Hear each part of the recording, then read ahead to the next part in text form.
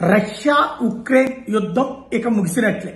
ఇప్పటిదాకా ప్రపంచంలో రెండు ప్రధాన యుద్ధాల కారణంగా గత 4 సంవత్సరాలుగా ప్రపంచమంతా ఆర్థిక సంక్షోభం, ఆహార సంక్షోభం, మానసిక సంక్షోభం, పర్యావరణ సంక్షోభం ఎదుర్కొంటోంది. అందులో ఒకటి ఇరాన్ కి ఇజ్రాయెల్ కి మధ్యన ఉన్న పరోక్ష యుద్ధం ప్రత్యక్షంగా హమాస్ వర్సెస్ ఇజ్రాయెల్ గా మారటం, దాని పరిణామ క్రమంలో జరిగినటువంటి యుద్ధం.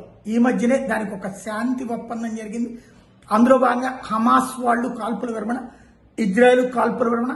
అప్పుడప్పుడు అటాక్స్ అయితే జరుగుతాయి కానీ నిరంతర యుద్ధం ఆగినట్టే. అదే సందర్భంలో ఇరాన్ కి ఇజ్రాయెల్ కి మధ్య అప్పుడు ప్రారంభమైనటువంటి యుద్ధం ముగిసింది. దాన్ని ఆ రోజున ఆపినటువంటి పరిస్థితి. అయితే 3.5 సంవత్సరాల నుంచి నడుస్తున్నది రష్యా ఉక్రెయిన్ యుద్ధం.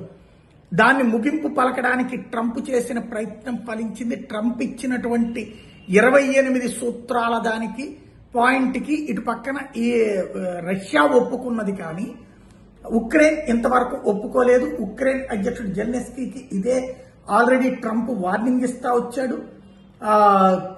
లేకపోతే తీవ్ర పరిణామాలు ఎదురవుతాయని 27వ తారీఖు దాకా డెడ్ లైన్ కూడా ఇచ్చాడు. ఇప్పుడు అట్లాంటి సందర్భంలో తాజాగా రష్యా అధ్యక్షుడు జెలెన్స్కీ చుట్టుపక్కల ఉన్న సిబ్బంది అందరినీ కూడా అమెరికా ఆల్రెడీ తన వైపుకి తిప్పేసుకుంది.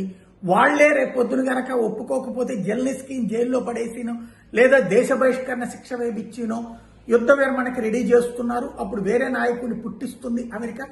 దీంతో భయపడ్డటువంటి జెలెన్స్కీ తాజాగా కాల్పుల విరమణ, యుద్ధ విరమణకి ఒప్పుకున్నాడు.